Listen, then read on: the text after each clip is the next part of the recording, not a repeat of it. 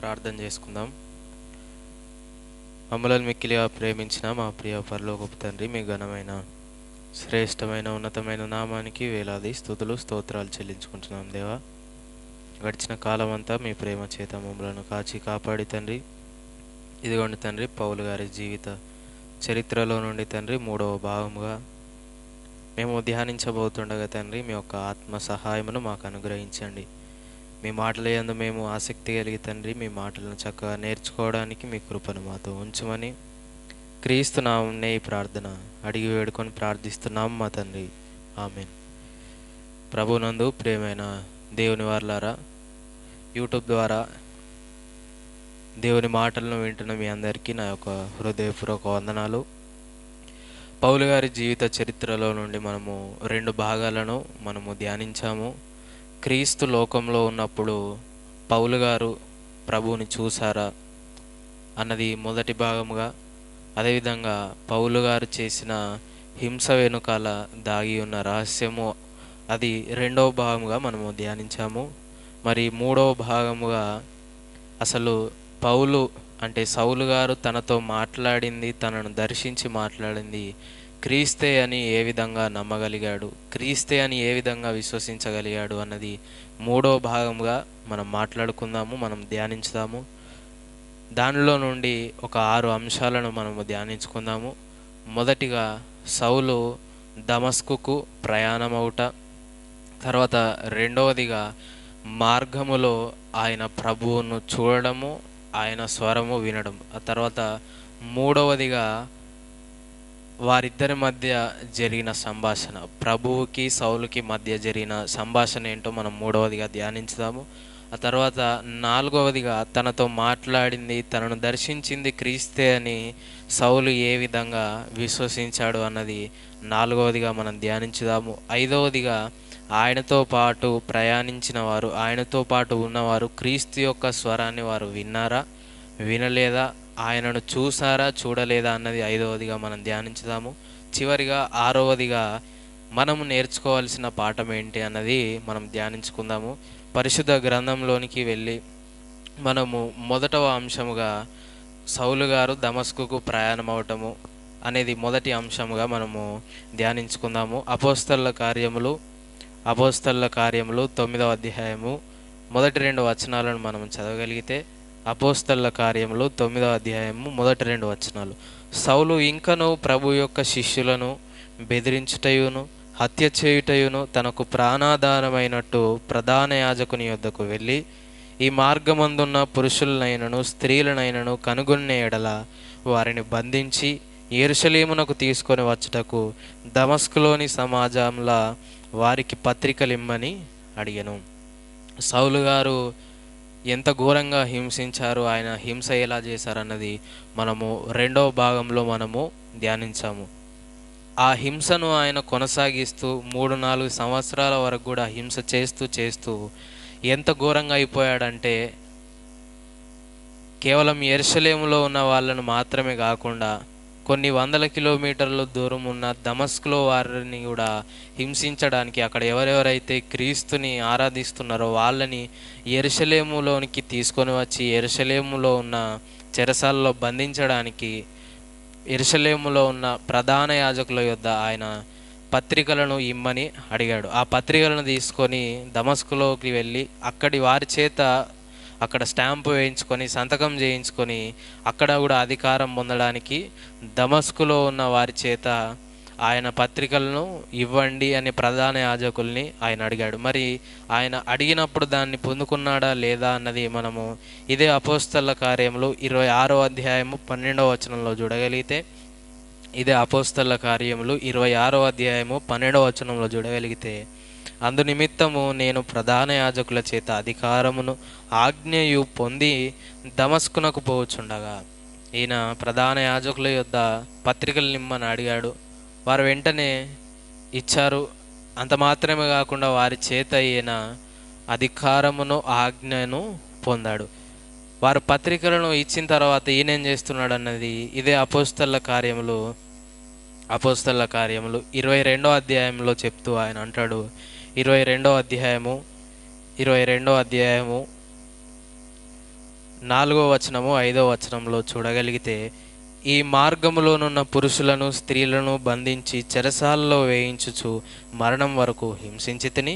ఇందును గూర్చి ప్రధాన యాజకుడును పెద్దలందరూ నాకు సాక్షులై ఉన్నారు. నేను వారి వలన సహోదరుల యుద్ధకు పత్రికలు తీసుకొని దమస్కులోని వారిని కూడా బంధించి దండించుటకై యెరూషలేమునకు తేవలని అక్కడికి వెళ్తిని. సహోదరుల యుద్ధ పత్రికలను తీసుకున్నాడు. ప్రధాన యాజకుల యుద్ధ ఆయన పత్రికలను తీసుకొని ఆయన అధికారమును ఆజ్ఞను పొంది దమస్కుకు వెళ్ళడానికి సిద్ధపడ్డాడు. ఆయన దమస్కుకు ఎందుకు ప్రయాణం అయ్యాడంటే, దమస్కుకు ఎందుకు వెళ్తున్నాడంటే, ఆ దమస్కులో ఉన్న వారిని కూడా ఆయన హింసించి చెరసాల్లో వేయడానికి, ఆయన అధికారాన్ని ఆజ్ఞను పొందడానికి యెరూషలేములో ఉన్న ప్రధాన యాజకుల యొద్ద ఆయన పత్రికలను అగ్రిమెంట్ని తీసుకొని ఆయన దమస్కుకు ప్రయాణం అవుతున్నాడు. ఆ దమస్కుకు ప్రయాణమయ్యే సమయంలో ఏం జరిగిందంటే, ఆయన దమస్కుకు సమీపించినప్పుడు ఏం జరిగిందనేది ఇదే అపోస్తల కార్యములు 9వ అధ్యాయంలో ఆయన చెప్తాడు. చూడండి, 9వ అధ్యాయము అపోస్తల కార్యములు 9వ అధ్యాయము 3వ వచనాన్ని చదవగలిగితే 3-4 వచనాలు. అపోస్తల కార్యములు 9వ అధ్యాయము 3-4 వచనాలు. అతడు ప్రయాణము చేయుచు దమస్కుకు దగ్గరకు వచ్చినప్పుడు అకస్మాత్తుగా ఆకాశము నుండి ఒక వెలుగు అతని చుట్టూ ప్రకాశించెను. ఆయన దమస్కుకు సమీపంగా వచ్చినప్పుడు, దమస్కుకు దగ్గరగా వచ్చినప్పుడు ఆయన చుట్టూ ఒక వెలుగు అకస్మాత్తుగా సడన్గా ఆయన చుట్టూ ఒక వెలుగు ప్రకాశించింది.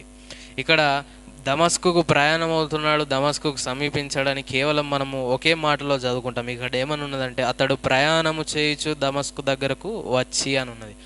మనము ఒక మాటలో దీన్ని చదివేసుకొని వెళ్ళిపోతాం. కానీ యెరూషలేములో నుండి దమస్కుకు ప్రయాణించడానికి ఉన్న దూరము ఎంత అంటే 358 కిలోమీటర్లు. ఆ 358 కిలోమీటర్లు ఈయన ప్రయాణించి దగ్గరకు సమీపంగా వచ్చినప్పుడు, కొన్ని రోజుల పాటు ఆయన ప్రయాణించినప్పుడు, ఆ ప్రయాణంలో ఈయన దగ్గరకు వచ్చినప్పుడు అక్కడ అకస్మాత్తుగా సడన్గా ఆకాశము నుండి అని అన్నాడు, ఆకాశము నుండి అకస్మాత్తుగా ఆయన చుట్టూ ఒక వెలుగు ప్రకాశించింది. అంత మాత్రమే కాకుండా అతడు నేల మీద పడి, సౌలా సౌలా నీవెలా నన్ను హింసించుచున్నావని తనతో ఒక స్వరము పలుకుట వినెను. ఆయన నేల మీద పడిపోయాడు. పడిపోయిన తర్వాత సౌలా సౌలా నన్ను ఎందుకు హింసిస్తున్నావు అన్న ఆ యొక్క స్వరాన్ని కూడా ఆయన విన్నాడు. అకస్మాత్తుగా వెలుగు అతని చుట్టూ ప్రకాశించింది. అంత మాత్రమే కాకుండా ఆ వెలుగులో నుండి ఒక స్వరాన్ని కూడా ఆయన విన్నాడు. ఇదే సందర్భాన్ని మరి ఒక చోట ఇదే సందర్భాన్ని దేవుడు రాయించాడు. దాన్ని కూడా చూడగలిగితే 22వ అధ్యాయము 6వ వచనాన్ని చూడగలిగితే 22వ అధ్యాయము 6వ వచనాన్ని చూడగలిగితే, నేను ప్రయాణం చేయుచు దమస్కునకు సమీపించినప్పుడు, ఇక్కడ పర్టికులర్గా చెప్పాడు ఏంటంటే, మధ్యాహ్న కాల సమయమందు ఆకాశము నుండి గొప్ప వెలుగు అకస్మాత్తుగా నా చుట్టూ ప్రకాశించెను. 9వ అధ్యాయంలో ఏమన్నాడంటే, అకస్మాత్తుగా ఒక వెలుగు అతని చుట్టూ ప్రకాశించింది అని ఉన్నది. ఇక్కడైతే ఇంకా క్లియర్గా ఏమని రాయించాడంటే, మధ్యాహ్న కాల సమయమందు అతడు ప్రయాణమై వెళ్తుండగా అకస్మాత్తుగా, ఇక్కడ వెలుగు అని రాయబడలేదు కానీ గొప్ప వెలుగు అని ఉన్నది. ఆ గొప్ప వెలుగు ఇతని చుట్టూ ప్రకాశించింది. వెంటనే అతడు నేల మీద పడిపోయి అతనితో ఒక స్వరము పలకడము ఆయన విన్నాడు. ఇదే సందర్భాన్ని ఇంకొక చోట కూడా దేవుడు రాయించాడు. దాన్ని కూడా చూడగలిగితే 26వ అధ్యాయము 13వ వచనాన్ని చదవగలిగితే, 26వ అధ్యాయము 13వ వచనము, రాజా మధ్యాహ్నమందు నా చుట్టూను నాతో కూడా వచ్చిన వారి చుట్టూను ఆకాశము నుండి సూర్య తేజస్సు కంటే మిక్కిలి ప్రకాశమానమైన ఒక వెలుగు త్రోవలో ప్రకాశించుట చూచితిని. ఇక్కడ ఈ సందర్భంలో ఇంకా పర్టికులర్గా ఇంకా క్లియర్గా ఏమని రాయించారంటే, మధ్యాహ్న కాల సమయమందు ఆయన ప్రయాణమై వెళ్తున్నప్పుడు అతని చుట్టూ, ఆయనతో కూడా వచ్చిన వారి చుట్టూ కూడా ఆ వెలుగు ప్రకాశించింది. ఆ వెలుగు ఎలా ఉన్నది అని ఇక్కడ మెన్షన్ చేశారు అని అంటే, సూర్య తేజస్సు కంటే మిక్కిలి అని అన్నాడు. మిక్కిలి అంటే చాలా ఎక్కువ.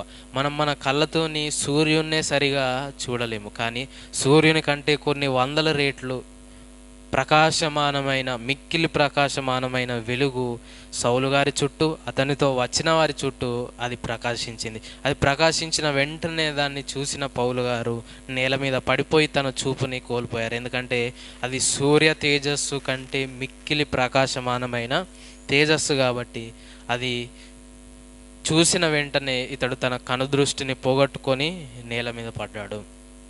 మనము ఇప్పటి వరకు 2 అంశాలను మనము ధ్యానించాము. మొదట సౌలు దమస్కుకు ప్రయాణం అవ్వడము, రెండవదిగా ఆయన ప్రభువుని చూడడము, ఆయన స్వరాన్ని వినడము. ఆయన దమస్కుకి ఎందుకు వెళ్తున్నాడంటే శిష్యులను హింసించడానికి, అధికారం పొందడానికి ఆయన వెళ్తున్నాడు. ఆ మార్గ మధ్యంలో ఏమైందంటే అతడు ప్రభువుని చూడడము, ఆ వెలుగుని చూడడము, మధ్యాహ్న కాలంలో చూడడం మాత్రమే కాకుండా అందులో నుండి వచ్చిన స్వరాన్ని ఆయన విన్నాడు. ఆ తర్వాత మూడవ అంశముగా మనము వాళ్ళిద్దరి మధ్య జరిగిన సంభాషణ, అంటే సౌలుకి యేసు ప్రభు వారికి మధ్య జరిగిన సంభాషణ ఏంటిది, వారిద్దరూ ఏం మాట్లాడుకున్నారు అన్న దానిలోనికి వెళ్ళి మనము చూడగలిగితే, మొట్టమొదట సౌలు గారికి ప్రభు వారు కనిపించి ఏం మాట్లాడాడు అన్నది 26వ అధ్యాయంలో మనం చూడగలిగితే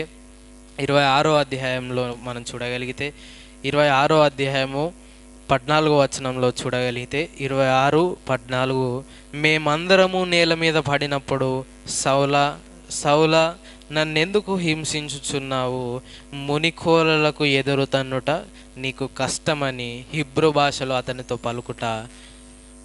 నాతో పలుకుట వింటిని అని సౌలుగా చెప్తున్నారు.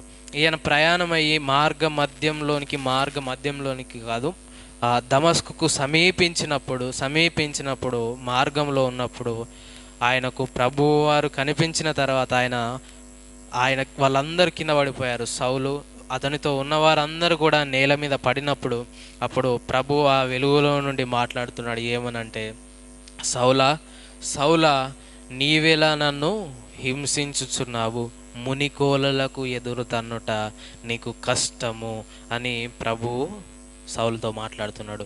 ఈ మాట ఆయన ఎందుకు చెప్తున్నాడు అంటే, సౌలా నన్ను ఎందుకు హింసించుతున్నావు, నువ్వు మునికోలలకు నువ్వు ఎదురుదన్నడము ఎందుకు కష్టము అని ఆయన చెప్తున్నాడంటే, ఇంతకీ సౌలు గారు హింసించింది క్రీస్తును కాదు కానీ ఆయన శరీరమైన సంఘమును సౌలు గారు హింసించారు. కానీ యేసు ప్రభు వారు ఏమంటున్నాడంటే, నువ్వు నన్ను హింసిస్తున్నావు అంటే సంఘాన్ని హింసిస్తే క్రీస్తుని హింసించినట్టే, సంఘంని పాడు చేస్తే క్రీస్తుని పాడు చేసినట్టే, సంఘానికి విరోధంగా ఉంటే క్రీస్తుకి విరోధంగా ఉన్నట్టే. అందుకనే క్రీస్తు వారు అంటున్నారు, మునికోలలకు ఎదురుదన్నుట నీకు కష్టము, నాకు విరోధంగా ఉంటే నాకేం ప్రాబ్లం లేదు కానీ నీకే ప్రాబ్లం అని క్రీస్తు చెప్తున్నాడు. మునికోలలు అని అంటే బాణము విల్లుకు ఉన్న ముందటి భాగము, ఆ షార్ప్ భాగము, యారోకి ఉన్న ఆ షార్ప్ భాగము మునికోల అని అంటారు.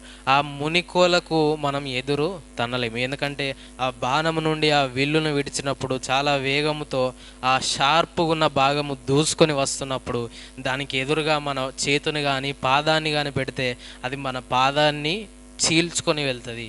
దానివల్ల మునికోలకు ఏ నష్టం జరగదు కానీ ఆ మునికోలకు ఎదురుదనిన వారికే నష్టం. అది యేసు ప్రభు వారు సౌలుతో చెప్తున్నాడు, మునికోలకు ఎదురుదన్నుట నీకు కష్టము, నువ్వు నాకు ఎదురుగా ఉండి నువ్వు నాకేదో చేస్తున్నాను అని అనుకుంటున్నావు, నజరేయుడైన యేసునామానికి విరోధంగా చేయాలని నువ్వు నిశ్చయించుకొని నా మీద నువ్వు ఏదో చేయాలని అనుకుంటున్నావు, కానీ ఇలా చేయడం వల్ల నాకేం నష్టం లేదు, నీకే నష్టము అని ప్రభు చెప్పిన వెంటనే సౌలు గారు ఏమంటున్నారో చూడగలిగితే ఇదే 26వ అధ్యాయం 15వ వచనంలో చూడగలిగితే, అప్పుడు నేను ప్రభువా నీవు ఎవడవని అడుగగా, ప్రభువుతో ఈయన అడుగుతున్నాడు.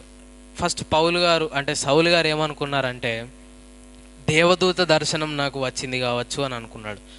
సౌలు గారికి ధర్మశాస్త్రము కానీ పాత నిబంధన కానీ ఆయన చాలా చదువుకున్నవాడు, దాన్ని పఠించినవాడు. పాత నిబంధన అంతట్లో చూస్తే మనము ఏ చోట చూసినా, ఏ ప్రత్యక్షతలో చూసినా, ఎవరు ప్రవక్తలతో కానీ, ప్రజలతో కానీ, ఆదాముతో కానీ, ఎవరితోనైనా ఎవరు మాట్లాడారు అన్నది చూస్తే మనము దేవదూతలు వారితో మాట్లాడారు అన్నది మనం చదువుకున్నాం, మనం నేర్చుకున్నాము.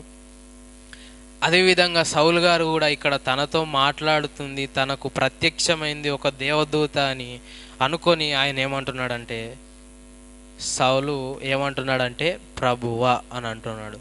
అబ్రహాము గారు కూడా తనతో దేవదూతలు తన యొద్దకు వచ్చినప్పుడు మోకరిల్లి సాగిలపడి ప్రభువా అని వాళ్ళని పిలిచాడు. ఇక్కడ సౌలు గారు కూడా దేవదూత తనతో మాట్లాడింది, తనతో మాట్లాడుతుంది అని అనుకొని అతడు ఏమని మాట్లాడుతున్నాడంటే ప్రభువా నీవెవడవు అని అడిగాడు. ఇంతకీ ఎవరు ప్రభువా, మీరు దేవదూతనా, మీరు ఎవరు అని ప్రశ్నించినప్పుడు అప్పుడు యేసు ప్రభువు వారు తనతో ఏం మాట్లాడుతున్నారో చూడగలిగితే 22వ అధ్యాయంలో మనం చూడగలిగితే 22వ అధ్యాయము 8వ వచనంలో చూడగలిగితే అందుకు ఆయన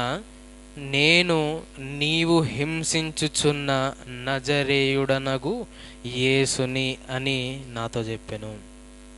ఇక్కడ పౌలు గారితో నీవు హింసించుచున్న యేసుని నేను అని ప్రభువు వారు ఆయనతో చెప్పారు. ఆయనతో చెప్పిన వెంటనే ఇంకా దీనికంటే ముందు ఇంకొన్ని విషయాలు కూడా ప్రభు ఆయనతో మాట్లాడాడు. దాన్ని చూడగలిగితే 26వ అధ్యాయంలో చూడగలిగితే 26వ అధ్యాయము 16 నుండి 18 వరకు చదువుకుందాం. 16 నుండి 16వ వచనం నుండి 18వ వచనం వరకు కూడా నీవు నన్ను చూచి ఉన్న సంగతిని గూర్చియు నేను నీకు కనబడబో సంగతిని గూర్చియు నిన్ను పరిచారకుని గాను సాక్షిగాను నియమించుటకై కనబడి ఉన్నాను. నీవు లేచి నీ పాదములు మోపి నిలుపుము. నేను ఈ ప్రజల వలనను అన్యజనుల వలన హాని కలగకుండా నిన్ను కాపాడెదను. వారు చీకటిలో నుండి వెలుగులోనికి, సాతాను అధికారము నుండి దేవుని వైపునకు తిరిగి నా యందలి విశ్వాసము చేత పాపక్షమాపణను పరిశుద్ధపరచబడిన వారిలో స్వాస్థ్యమును పొందినట్లు వారి కన్నులు తెరచుటకై నేను నిన్ను వారి యొద్దకు పంపెదనని చెప్పాను. పౌలు గారుతో యేసుప్రభు వారు మాట్లాడుతున్నారు. నిన్ను అన్యజనులకు సువార్తికునిగా నేను నియమించుకున్నాను. నిన్ను ఒక గొప్ప సువార్తికునిగా నేను చేస్తాను. నిన్ను ఏ హాని కలగకుండా నేను కాపాడుతాను. అన్యజనుల యొద్దకు నిన్ను పంపించి వాళ్ళను సాతాను అధికారంలో నుండి విడిపించి దేవుని పాదాల చెంతకు వాళ్ళను నీ ద్వారా నడిపిస్తాను. నువ్వు లేచి నీ పాదములు మోపి నిలువు. నువ్వు దమస్కులోనికి వెళ్ళు. అక్కడ నువ్వు ఇంకా ఏం చేయాలో నీకు అన్నీ చెప్పబడతాయి. నువ్వు లేచి నీ పాదములను నిలిపి దమస్కులోనికి వెళ్ళు. నేను ఒక గొప్ప సువార్తికునిగా నిన్ను ఒక గొప్ప సాక్షిగా నేను నిన్ను నిలబెట్టుకుంటాను. యూదుల ద్వారా కానీ అన్యజనుల వల్ల కానీ ఏ హాని కలగకుండా నిన్ను కాపాడుతాను అని ప్రభువు సౌలు గారితో మాట్లాడము మనం చూస్తాం. వాళ్ళిద్దరి మధ్య జరిగిన సంభాషణ ఇదే. ఏంటంటే ప్రారంభము ఆయన కనిపించగానే ప్రభు సౌలు కనిపించి ప్రారంభంలో ఒక మాట అన్నాడు. ఏంటంటే సౌలా సౌలా నువ్వు నన్ను ఎలా హింసించుచున్నావు, మునికోలలకు ఎదురుదనుట నీకు కష్టము అని చెప్పిన తర్వాత సౌలు గారు వెంటనే ప్రభువా నువ్వు ఎవరు ప్రభువా అని ప్రభువుని అడిగినప్పుడు ప్రభు చెప్తాడు, నువ్వు ఎవరినైతే హింసించుతున్నావో ఆ హింసింపబడుతున్న నజరేయుడైన ఈ యేసుని నేను అని ప్రభు సౌలుతో మాట్లాడిన తర్వాత అంత మాత్రమే కాకుండా ఆయన నేను అన్యజనులకు సువార్తికునిగా నేను నియమించాను. నువ్వు చేయవలసిన కార్యక్రమములు అనేకముగా ఉన్నాయి. అందుకే నీకు నేను కనబడి ఉన్నాను. అందుకే నేను నీకు ఇప్పుడు ప్రత్యక్షమయ్యాను అని ఆయన చెప్పాడు. అంత మాత్రమే కాకుండా నువ్వు లేచి నీ పాదములు నిలిచి నువ్వు దమస్కులోనికి వెళ్ళు. అక్కడ నువ్వు చేయవలసినవి ఇంకా ఏవైతే ఉన్నాయో అవన్నీ నీకు అక్కడ తెలుపబడతాయని ఆయన మాట్లాడాడు. ఇది వారిద్దరి మధ్య జరిగిన సంభాషణ. ఈ సంభాషణ జరిగిన తర్వాత పౌలు గారు అంటే సౌలు గారు ఆయనను అడుగుతాడు ఏమనంటే, మరి ప్రభువా ఇప్పుడు నేనేం చేయాలి ప్రభువా, నేనేమి చేయాలి అని ఆయన అడిగినప్పుడు యేసు ప్రభు వారు చెప్తారు, నువ్వు లేచి నీతో పాటు ఉన్న వారితోనూ దమస్కులోనికి వెళ్ళు అని చెప్పిన తర్వాత ఆయన లేచి దమస్కులోనికి ఆయన ప్రయాణమై వెళ్ళిపోతాడు. ఇది వారిద్దరి మధ్య జరిగిన సంభాషణ. ఈ సమయంలో మనము ప్రాముఖ్యమైనదిగా 4వ అంశము, సౌలు తనతో మాట్లాడింది క్రీస్తే అని ఏ విధంగా నమ్మాడు? సౌలు తనతో మాట్లాడింది, తనకు ప్రత్యక్షమైంది క్రీస్తే అని అసలు ఏ విధంగా విశ్వసించగలిగాడు? మనము ఎన్నోసార్లు సౌలు గారి గురించి మనం చదువుకున్నాం. ఏంటంటే సౌలు గారికి యేసుప్రభు వారు మాట్లాడాడు, నువ్వు హింసించున్న యేసుని నేను అని చెప్పాడు. చెప్పడం మాత్రమే కాకుండా నువ్వు నన్ను ఎందుకు హింసిస్తున్నావు అని వీళ్ళిద్దరి మధ్యన జరిగిన సంభాషణ మనకు తెలుసు. ఆయన కనబడ్డాడని తెలుసు, కానీ ఆయనతో కనబడింది, ఆయనతో మాట్లాడింది క్రీస్తే అని అసలు సౌలు ఎందుకు నమ్మాడు? ఏ విధంగా నమ్మాడు? ఏ విశ్వాసం చేత ఆయన క్రీస్తేన కనబడ్డాడు ఖచ్చితంగా అన్నది ఏ విధంగా నమ్మాడు? మరి అప్పటి వరకు ధర్మశాస్త్రాన్ని పాటిస్తున్న ఆయన, అప్పటి వరకు ధర్మశాస్త్రంలో నిష్ట పొందిన వాడిగా, గొప్పవాడిగా ఉన్న ఆయన ఒకేసారిగా క్రీస్తులోనికి ఏ విధంగా వచ్చాడు? క్రీస్తుని ఏ విధంగా నమ్మాడు? క్రీస్తుని దేవుడని, దేవుని కుమారుడని అప్పటి వరకు నమ్మని వ్యక్తి ప్రత్యక్షంగా అవడంతో ఎందుకు నమ్మాడు అన్న విషయాన్ని మనము ధ్యానించగలిగితే అపోస్తలుల కార్యములు 22వ అధ్యాయము 8వ వచనంలో చూడగలిగితే 22వ అధ్యాయము 8వ వచనంలో, అందుకు నేను ప్రభువా నీవెవడవని అడిగినప్పుడు ఆయన, నేను నీవు హింసించుచున్న నజరేయుడనగు యేసును అని నాతో చెప్పాను. ఇక్కడ యేసు ప్రభు వారు పర్టికులర్గా ఒక పదాన్ని హైలైట్ చేస్తూ మాట్లాడుతున్నాడు. ఏంటంటే నువ్వు హింసించుచున్న నజరేయుడనగు యేసుని అని చెప్తున్నాడు. అసలు యేసు ప్రభు వారికి నజరేయుడు అను పేరు ఎక్కడి నుండి వచ్చింది అన్నది మనం పరిశుద్ధ గ్రంథంలోనికి వెళ్ళి చూడగలిగితే, పరిశుద్ధ గ్రంథంలోని లేఖనంలో యందు మనం వెళ్ళి చూడగలిగితే మత్తయి సువార్త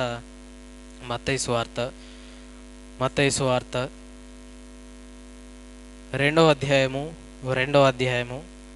22-23 వచనాలను మనం చూడగలిగితే, మత్తయి సువార్త 2వ అధ్యాయము 22-23 వచనాలను మనం చూడగలిగితే, అయితే ఆర్కేలాయు తన తండ్రి అయిన హేరోదునకు ప్రతిగా యూదయా దేశము ఏలుచున్నాడని విని అక్కడికి వెరచి స్వప్నమందు దేవుని చేత బోధింపబడిన వాడై గలిలయ ప్రాంతములకు వెళ్ళి నజరేతు అను ఊరికి వచ్చి అక్కడ కాపురం ఉండెను. అక్కడ ఆయన నజరేయుడు అనబడునని ప్రవక్తలు చెప్పిన మాట నెరవేరునట్లు ఇలాగూ జరిగింది. ఇక్కడ మనం చదివిన సందర్భం ఏంటంటే, యేసు ప్రభు వారు ఈ లోకంలో జన్మించినప్పుడు, శిష్యునిగా ఆయన ఉన్నప్పుడు హేరోదు యేసు ప్రభు వారిని చంపాలి అని అనుకుంటున్నాడని స్వప్నమందు యోసేపు గారు దేవుని చేత మాట్లాడబడి ఆయన ఐగుప్తులోనికి వెళ్ళిపోయాడు. ఐగుప్తులో అక్కడ ఉన్న తర్వాత కొన్ని దినముల తర్వాత హేరోదు ఏం చేశాడంటే, ఇక్కడ యెరూషలేములో 2 సంవత్సరాల కంటే తక్కువ ఉన్న ప్రతి శిష్యుని ఆయన హతము చేయించాడు. ఆ తర్వాత కొన్ని దినముల తర్వాత హేరోదు మరణించాడు. హేరోదునకు ప్రతిగా ఎవరు పరిపాలిస్తున్నాడంటే, హేరోదు కుమారుడైన ఆర్కేలాయు అనే వ్యక్తి అతడు పరిపాలిస్తున్నాడు. అయితే ఈ సమయంలో యోసేపు గారు ఏమనుకున్నారంటే, ఆయన యెరూషలేముకి తిరిగి రావాలని ఆయన అనుకున్నాడు. యెరూషలేముకి తిరిగి రావాలని అనుకున్న ఆ సమయంలో ఆయన దేవుని చేత బోధింపబడ్డాడు. ఏంటంటే, హేరోదు యొక్క కుమారుడైన ఆర్కేలాయు పరిపాలిస్తున్నాడు. తండ్రి ఇంత ఘోరమైన వాడిగా ఉంటే ఇంకా కుమారుడు ఇంకే విధంగా ఉండొచ్చు? హేరోదే ఇంత హింస చేస్తే ఆయన కుమారుడైన ఆర్కేలాయు ఇంకెంత ఘోరంగా ఉంటాడో ఏమో అని వారు యెరూషలేములకు వెళ్ళకుండా ఎక్కడికి వెళ్తారంటే నజరేతు అనే ప్రాంతానికి వారు వెళ్తారు. వారు యెరూషలేములోనికి వెళ్ళక నజరేతు అనే ప్రాంతానికి వారు వెళ్తారు. యెరూషలేముకి ఎందుకు వెళ్ళట్లేదు అంటే, అక్కడ శిశువు అంటే యేసు ప్రభు వారిని వారు చంపేస్తారు కావచ్చు అన్న భయముతో వారు యెరూషలేములోనికి వెళ్ళక, యెరూషలేము వెరచి వారు నజరేతు ప్రాంతానికి వాళ్ళు ప్రయాణమై వాళ్ళు నజరేతుకి వెళ్తారు. అక్కడ ఏం జరుగుతుందంటే, ఆయన నజరేయుడు అనబడునని ప్రవక్తలు చెప్పిన మాట నెరవేరునట్లు ఇలాగ జరిగేను అని ఇక్కడ రాయబడింది. ఇక్కడ మనం చదివింది ఏంటంటే ఆయన నజరేయుడు అనబడాలని నజరేతుకు వెళ్ళినట్టుగా మనకి ఇక్కడ కనబడుతుంది. అది ప్రవక్తలు పూర్వకాలంలో చెప్పారు అని ఇక్కడ రాయబడింది.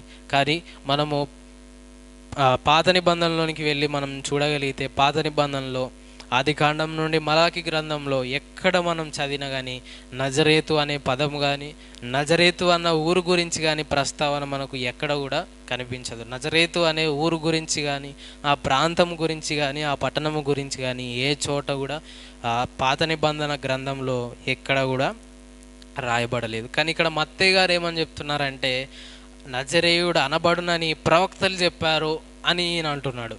ఆయన నజరేయుడు అనబడతాడు, ఆయన నజరేతులో ఉన్నాడు కాబట్టి నజరేయుడు అనబడతాడు, ఇతనికి ఈ పేరు ప్రవక్తలు వస్తుందని చెప్పారు అని అంటున్నాడు. కానీ పాత నిబంధనలు చూస్తే ఏ చోట కూడా నజరేయుడు అనబడతాడు అని ఎక్కడ కూడా రాయబడలేదు. మరి ఈయనకు ఈ నజరేయుడు అనబడును అనే పేరు ఈయనకి ఎక్కడి నుండి వచ్చింది, అసలు ఎందుకు ఇక్కడ ఈ విధంగా మత్తయ్య గారు రాశారు అని లేఖనంలోనికి వెళ్ళి మనం చూడగలిగితే మార్కు సువార్త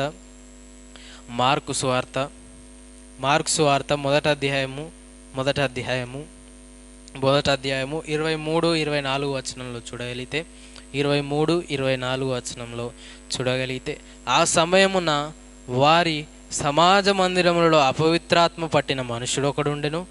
వాడు నజరేయుడవగు యేసు, మాతో నీకేమి, మమ్మును నశింపజేయుటకు వచ్చితివా, నీవెవడవో నాకు తెలియను, నీవు దేవుని పరిశుద్ధుడవు అని కేకలు వేసెను. ఇక్కడ ఒక అపవిత్రాత్మ పట్టిన మనుష్యుడు, తనలో ఉన్న అపవిత్రాత్మ మాట్లాడుతుంది ఏమంటే, నజరేయుడవగు యేసు, మమ్మల్ని నశింపజేయడానికి ఎందుకు వచ్చావు, ఏమని అంటున్నారంటే నజరేయుడవగు యేసు. అపవిత్రాత్మకు తెలిసింది ఆయన ఎవరు, నజరేయుడవగు యేసు అని. ఆయన ప్రాంతమును బట్టి నజరేయుడు అనే పేరు రాలేదు. ఏ విధంగా మనము చెప్పగలుగుతాము, ఏ విధంగా మనం చూడగలుగుతామంటే పాత నిబంధన కాలంలో ఎక్కడ కూడా ఆయన నజరేయుడు అనబడతాడు అని ఎక్కడ కూడా రాయబడలేదు. ఆయన ప్రాంతాన్ని బట్టి నజరేయుడిగా పిలవలేదు. అందుకని ఇక్కడ ఈ దయ్యము కూడా, అపవిత్ర ఆత్మ కూడా ఏమని మాట్లాడుతుందంటే, నీవెవడవో నాకు తెలియను, నీవు దేవుని పరిశుద్ధుడవు, నువ్వు దేవుని కుమారుడవు, నువ్వు దేవుని పరిశుద్ధుడవు అని ఇక్కడ మాట్లాడుతుంది అపవిత్రాత్మ. ఇంతకీ అపవిత్రాత్మకు కూడా తెలిసింది ఏమని, ఆయన నజరేయుడైన యేసు, ఆయన దేవుని పరిశుద్ధుడు, ఆయన దేవుని కుమారుడు అని అపవిత్రాత్మ మాట్లాడుతుంది. అసలు ఈయనకి నజరేయుడు అనే పేరు ఏ విధం చేత వచ్చింది, అసలు నజరేతు అనే ప్రాంతానికి నజరేతు అనే పేరు ఏ విధంగా వచ్చింది అని చూడగలిగితే, నజరేతు అనే ఊరికి అసలు ఏ విధంగా ఆ పేరు వచ్చిందని చూడగలిగితే లూకా సువార్త 4వ అధ్యాయము,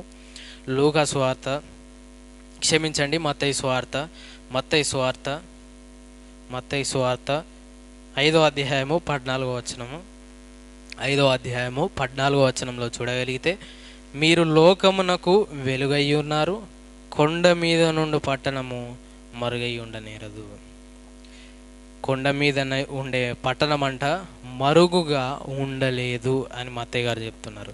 ఏ మత్తయ్య గారు అయితే ఆయన నజరేయుడు అనబడతాడని చెప్పాడో అదే మత్తయ్య గారు ఏమని చెప్తున్నారంటే, కొండ మీద ఉండే ప్రాంతము మరుగుగా ఉండలేదు, మీరు లోకానికి వెలుగుగా ఉన్నారు, ఇదిగో ఈ కొండ మీద ఉన్న పట్టణము లోకానికి మరుగుగా ఉండలేదు అని చెప్తున్నాడు. ఈ కొండ మీద ఉండే పట్టణం ఏదంటే నజరేతు పట్టణం ఎక్కడ కట్టబడింది అంటే కొండ పైన కట్టబడిన ఆ పట్టణం, కొండ మీద ఈ పట్టణము కట్టబడింది. ఏ విధం చేత మనం చెప్పగలుగుతామంటే లూకా సువార్తలోనికి వెళ్ళి చూడగలిగితే, లూకా సువార్త 4వ అధ్యాయము 29వ వచనంలో చూడగలిగితే, లూకా సువార్త 4వ అధ్యాయము 29వ వచనంలో మనము చదవగలిగితే, ఆగ్రహముతో నిండుకొని లేచి ఆయనను పట్టణము నుండి వెళ్ళగొట్టి ఆయనను తలకిందులుగా పడద్రోయ వలనని తమ పట్టణము కట్టబడిన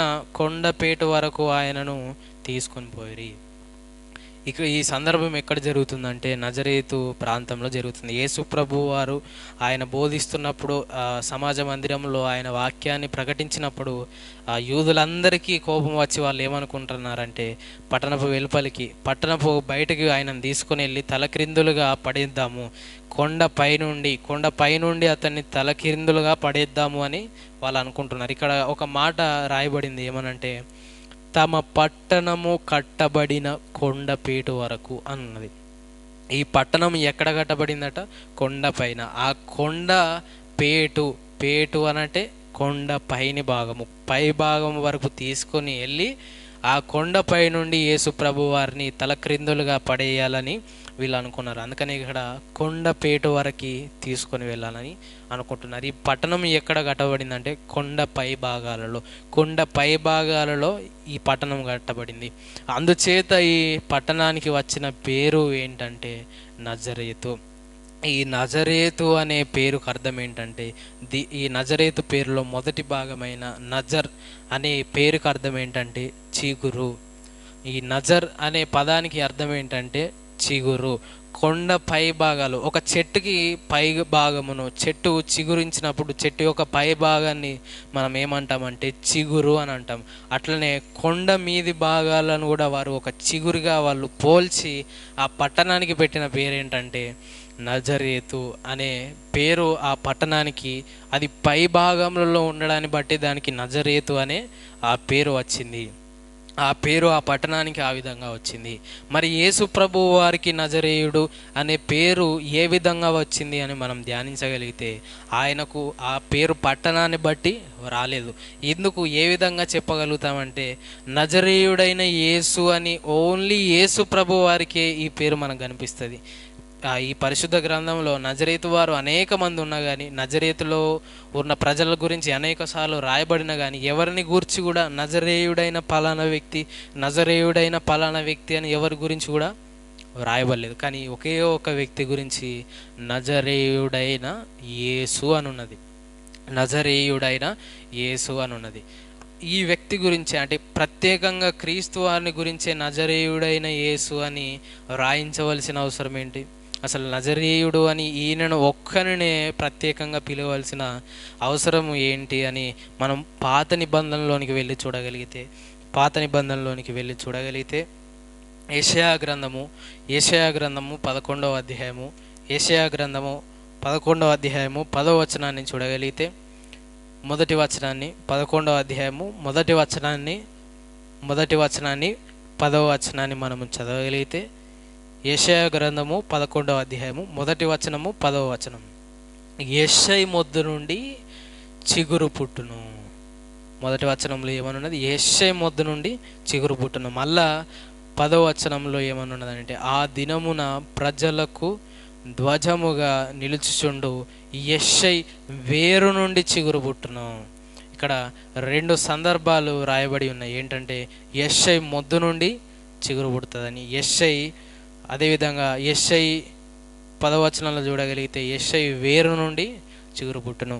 అంటే ఇక్కడ చిగురు అని ప్రత్యేకంగా రాయబడ్డది. మనం ఇంతకుముందు చెప్పుకున్నాము, నజర్ అనే ఆ పదానికి అర్థం ఏంటంటే చిగురు అని. ఆ చిగురే యేసు ప్రభువారు. ఆయనకు నజరేయుడు అనే పేరు ఆ పట్టణాన్ని బట్టి రాలేదు, కానీ ఆయనకు పాత నిబంధనలో రాయబడిన ఈ ప్రవచనాన్ని బట్టి వచ్చింది. ఏమని? యెషై మొద్దు నుండి లేదా యెషై వేరు నుండి చిగురు పుట్టును. ఆ చిగురే యేసుక్రీస్తు వారు. ఆ చిగురే యేసుక్రీస్తు ప్రభువు. ఆయనకు పేరు ఏ విధం చేత వచ్చిందంటే, ప్రవక్తలు చెప్పిన రీతిగా ఆయన నజరేయుడు అనబడతాడు. అంటే ఆయన చిగురు, యెషై మొద్దు నుండి వచ్చే చిగురు అనబడతాడని అది మత్తయ్య గారు తెలుసుకొని ఆయన మత్తయి సువార్తలో వ్రాసాడు. ఏమనంటే, ఆయన నజరేయుడు అనబడినది ప్రవక్తలు చెప్పిన మాట నెరవేరునట్లు ఈ విధముగా జరిగాను అని అన్నాడు. ఆయనకు నజరేయుడు అనే పేరు పట్టణాన్ని బట్టో ఊరును బట్టో రాలేదు. ఊరును బట్టి దేవునికి పేరు పెట్టే అంత చిన్నది కాదు పరిశుద్ధ గ్రంథం. మనకు ఇష్టం, కులాన్ని బట్టి, ప్రాంతాన్ని బట్టి, దేశాన్ని బట్టి, పలానా దాన్ని బట్టి పేరు చెప్పుకోవడము మనకిష్టము. నేను పలానా కులం వాణ్ణి, మా కులము గొప్పది, మా మతము గొప్పది అని చెప్పుకోవడము మనకిష్టము, కానీ దేవునికి అటువంటివి లేదు. ఆయనకు పట్టణాన్ని బట్టో, కులమును బట్టో, మతమును బట్టో, దేన్ని బట్టో ఆయనకు నజరేయుడనే పేరు రాలేదు. ఆయనకు నజరేయుడనే పేరు ఏ విధం చేత వచ్చిందంటే, పూర్వము ప్రవక్తలు చెప్పిన రీతిగా ఆయన చిగురు ఆయన దేవుని యొక్క ఆ సంతానంలో నుండి, యెషై మొద్దు నుండి వచ్చే ఆయన చిగురు. అందుకని ఆయనకు నజరేయుడు అనబడతాడని ప్రవక్తలు చెప్పారు. మరి ఈ ఈ మాట మాట్లాడిన వెంటనే పౌలు గారు ఏం చేశారంటే, చూడగలిగితే అపోస్తల కార్యంలోనికి వెళ్ళి చూడగలిగితే అసలు పౌలు గారు ఎందుకు నమ్మారు, తనతో మాట్లాడింది క్రీస్తే అని ఎందుకు నమ్మాడని పరిశుద్ధ గ్రంథంలో అపోస్తల కార్యములు 22వ అధ్యాయము 8వ వచనాన్ని చదవగలిగితే, 22వ అధ్యాయము 8వ వచనాన్ని చదవగలిగితే, అందుకు నేను ప్రభువా నీవెవడవని అడిగినప్పుడు ఆయన, నేను నీవు హింసించుచున్న నజరేయుడనగు యేసును అని నాతో చెప్పాను. పౌలు గారు కూడా ధర్మశాస్త్రంలో పాత నిబంధనలో ఆయన నిష్ణాతుడు, పండితుడు అని మనము నేర్చుకున్నాం. ఆయనకు యెషై మొద్దు నుండి చిగురు పుడతాడు, నజరేయుడు పుడతాడని ఆయనకు తెలుసు కాబట్టి అది ఈయనే క్రీస్తు, ఆ చిగురు క్రీస్తే అని ఈయన ప్రారంభంలో అర్థం చేసుకోలేకపోయాడు. కానీ వెంటనే ప్రభువారు ఆయనకు కనిపించి ఆయనతో మాట్లాడినప్పుడు, ఇదిగో నేను ఎవరో కాదు, పూర్వం ప్రవక్తలు చెప్పినట్టుగా నేను నజరేయుడైన యేసుని, నేను చిగురుని, దావీదు మొద్దు నుండి, దావీదు చిగురు నుండి, దావీదు వేరు నుండి పుట్టే చిగురుని నేను అని యేసు ప్రభువు వారు తనతో చెప్పారు. ఈ మాట చెప్పిన వెంటనే సౌలు గారికి అర్థమైపోయింది, నేను ఇన్ని రోజులు తప్పు చేశాను, ఇన్ని రోజులు నేను నజరేయుడైన యేసుక్రీస్తుకి విరోధంగా నేను తప్పు చేశాను, ఆయనే దేవుని కుమారుడు అని, యేసు ప్రభువు వారే దేవుడు అని ఆయన అర్థం చేసుకున్నాడు. ఏ విధం చేత అర్థం చేసుకున్నాడంటే, ఆయన ధర్మశాస్త్రంలో పాత నిబంధనలో నిష్ణాతుడు కాబట్టి, ఆయన పాత నిబంధనలో బాగా చిన్నప్పటి నుండే ట్రైన్ అయ్యాడు కాబట్టి, ఆయనకు అన్ని విషయాలు పాత నిబంధనలో ఏమేమి ఉన్నాయో అన్నీ తెలుసు కాబట్టి, ఆయన యేసే మెస్సియా అని ఆయన అర్థం చేసుకున్నాడు. యేసు ప్రభువు వారిని ఆయన అర్థం చేసుకోవడానికి, తనతో మాట్లాడింది క్రీస్తే అని ఆయన తెలుసుకోవడానికి ఏది సహాయపడింది అంటే పాత నిబంధన. ఆయన ఎందుకు విశ్వసించాడు, ఆయనతో మాట్లాడింది క్రీస్తే అని ఏ విధంగా నమ్మాడు అంటే, దానికి కారణం ఏంటంటే పాత నిబంధనలో ఉన్న ప్రవచనాన్ని బట్టి, పాత నిబంధనలో క్రీస్తు వారిని గురించి దేవుడు రాయించిన విషయాలను బట్టి ఆయన తనతో మాట్లాడింది క్రీస్తే అని నమ్మాడు. ఆ తర్వాత ఐదవ అంశముగా పౌలు గారితో అంటే సౌలు గారితో ప్రయాణించిన వ్యక్తులు, సౌలు గారితో ప్రయాణించిన వ్యక్తులు యేసు ప్రభువు వారి యొక్క స్వరాన్ని విన్నారా, వినలేదా? యేసు ప్రభువు వారితో ప్రయాణించిన వారు ఆయన యొక్క స్వరాన్ని వారు విన్నారా లేదా, ఆయనను వారు చూసారా, చూడలేదా అన్న విషయాన్ని మనము ధ్యానించగలిగితే, పరిశుద్ధ గ్రంథంలోనికి వెళ్ళి మనము చూడగలిగితే అపోస్తల కార్యములు 9వ అధ్యాయము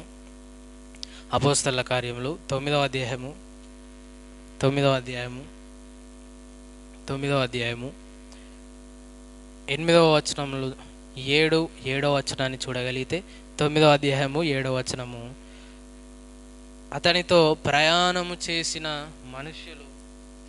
మనుష్యులు ఆ స్వరము వినిరి గాని ఎవనిని చూడక మౌనులై నిలబడిరి. ఇక్కడ ఏమని రాయబడింది అంటే, అతనితో ప్రయాణించిన మనుషులు ఆ స్వరము వినిరి గాని ఎవరిని చూడక మౌనులుగా ఉన్నారు అని ఇక్కడ రాయబడింది. ఇదే సందర్భాన్ని 22వ అధ్యాయంలో చూడగలిగితే, 22వ అధ్యాయము 9వ వచనాన్ని చూడగలిగితే, 9వ వచనము, నాతో కూడా నున్నవారు ఆ వెలుగును చూచిరి గాని నాతో మాట్లాడిన వాని స్వరము వారు వినలేదు. అక్కడ ఏమనున్నదంటే, స్వరం విన్నారు కానీ ఏం చూడలేక వారు మౌనులుగా ఉన్నారు అని ఉన్నది. ఇక్కడ ఏమనున్నదంటే, వారు ఆ వెలుగుని చూచారు కానీ మాట్లాడిన వాని స్వరము వారు వినలేదు అని ఉన్నది. ఇంతకీ వారు స్వరాన్ని విన్నారా, ఆ వెలుగును చూసారా అన్నది మనము జాగ్రత్తగా మనం ఆలోచించగలిగితే, ఇక్కడ 9వ అధ్యాయం 7వ వచనంలో ఏమని ఉన్నదంటే, స్వరము విన్నారు అని ఉన్నది. స్వరము విన్నారు కానీ వెలుగుని వారు చూశారు కానీ ఏమీ కనబడక, అంటే ఎవరిని చూడలేక వారు మౌనులుగా ఉన్నారు అని ఉన్నది. ఈ సందర్భం మనకు అర్థం కావాలి అని అంటే మనం 26వ అధ్యాయంలోనికి మనం వెళ్ళాలి. 26వ అధ్యాయము 14వ వచనంలో చూడగలిగితే, 26వ అధ్యాయం 14వ వచనంలో, మేమందరము నేల మీద పడి, సౌలా సౌలా నీవెందుకు నన్ను హింసించుచున్నావు, మునికోలలకు ఎదురుదన్నుట నీకు కష్టమని హీబ్రూ భాషలో ఒక స్వరము నాతో పలుకుట వింటిని. ఇక్కడ ఏమని అంటున్నాడంటే, పర్టికులర్గా హీబ్రూ భాషలో నాతో ఒక స్వరం పలకడము నేను విన్నాను అని చెప్పాడు. యేసు ప్రభువు వారు తనతో మాట్లాడిన భాష, తనతో మాట్లాడిన లాంగ్వేజ్ ఏంటి అని అంటే హీబ్రూ భాష, హెబ్రీ భాష. ఆ హెబ్రీ భాష ఆ కాలంలో ఎవరికి వచ్చేదంటే బాగా చదువుకున్న యూదులకు, బాగా ధర్మశాస్త్రాన్ని కానీ పాత నిబంధనను కానీ బాగా ధ్యానించిన వ్యక్తులకే హీబ్రూ భాష వస్తుంది. తనతో ప్రయాణించిన వారికి హీబ్రూ భాష రాదు. కేవలం పౌలు గారికి మాత్రమే హీబ్రూ భాష వచ్చు. అతనితో ప్రయాణించిన వారికి హీబ్రూ భాష రాదు. ఇప్పుడు మనం చదువుదాం ఆ సందర్భాన్ని, ఇప్పుడు మనకు అర్థమవుతుంది. చూడండి, 9వ అధ్యాయం 7వ వచనంలో, 9వ అధ్యాయం 7వ వచనము, అతనితో ప్రయాణము చేసిన మనుషులు ఆ స్వరము వినిరి కానీ ఎవరిని చూడక మౌనులై నిలబడ్డారు. ఆ స్వరం విన్నారు కానీ వాళ్ళకి ఏం కనబడట్లేదు. ఆ వెలుగును కూడా చూశారు కానీ ఏమి కనబడక వాళ్ళు మౌనులుగా ఉన్నారు. ఇక్కడ 22వ అధ్యాయంలో ఏమని ఉన్నదంటే, 22వ అధ్యాయము 9వ వచనంలో, వారు ఆ వెలుగుని చూశారు కానీ ఆ వెలుగును చూసిన వెంటనే మొత్తం చీకటి అయిపోయింది. వారికి ఆ వెలుగులో ఏమి కనబడట్లేదు. ఎవరు నిలబడ్డారు, సౌలు గారు ఎక్కడ ఉన్నారు, ఆ చుట్టుపక్కల ఉన్న వాళ్ళు ఎక్కడున్నారు అన్నది వాళ్ళకు ఏమి కనబడట్లేదు. ఎందుకంటే మనము ఆ సూర్యుని చూసినప్పుడే మన కళ్ళు చీకటి అయిపోతుంది, కానీ వీళ్ళు సూర్యుని కంటే మిక్కిలి ప్రకాశమానమైన వెలుగును చూశారు. కాబట్టి ఆ వెలుగుని చూశారు కానీ చూడడాన్ని బట్టి అక్కడ ఏమి వాళ్ళకు ఎవరిని చూడక, ఏది కనబడక వాళ్ళు మౌనులుగా నిలబడ్డారు. తర్వాత ఇంకేమన్నాడంటే, నాతో మాట్లాడిన వాని స్వరము వారు వినలేదు అని ఉన్నది. ఇక్కడ 9వ అధ్యాయంలో ఏమని ఉన్నదంటే, వారు స్వరము వినిరి కానీ అని ఉన్నది. ఇక్కడ ఆయన చెప్పాలి అనుకుంటున్న విషయం ఏంటంటే, వాళ్ళు స్వరాన్ని విన్నారు కానీ ఆ స్వరం వాళ్ళకు అర్థం కాలేదు.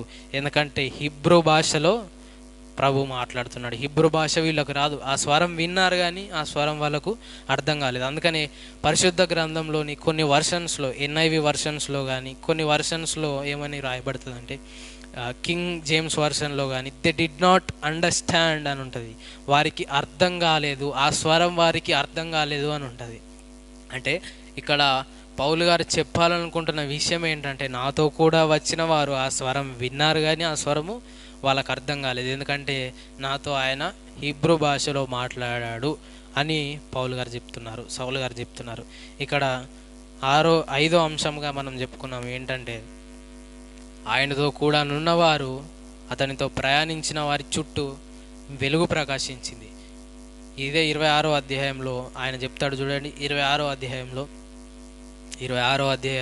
13వ వచనంలో, రాజా, మధ్యాహ్నమందు నా చుట్టూను నాతో కూడా వచ్చిన వారి చుట్టూను ఆకాశము నుండి సూర్య తేజస్సు కంటే మిక్కిలి ప్రకాశమానమైన ఒక వెలుగు త్రోవలో ప్రకాశించుట చూచితిని. ఇక్కడ నాతో కూడా వచ్చిన వారి చుట్టూ కూడా ఆ వెలుగు ప్రకాశించింది అని ఉన్నది. ఈయన చుట్టూ ప్రకాశించింది, ఆయన వెనకాల వస్తున్న వారి చుట్టూ కూడా, మొత్తం వీళ్ళందరి చుట్టూ వెలుగు ప్రకాశించింది. ఆ వెలుగు వీళ్ళందరి చుట్టూ ప్రకాశించినప్పుడు వెలుగును అందరు చూశారు, కానీ ఆ వెలుగుతో మాట్లాడిన స్వరం కూడా అందరూ విన్నారు, కానీ అది కేవలం సౌలు గారికి మాత్రమే అర్థమయ్యేలాగా యేసు ప్రభు వారు మాట్లాడారు.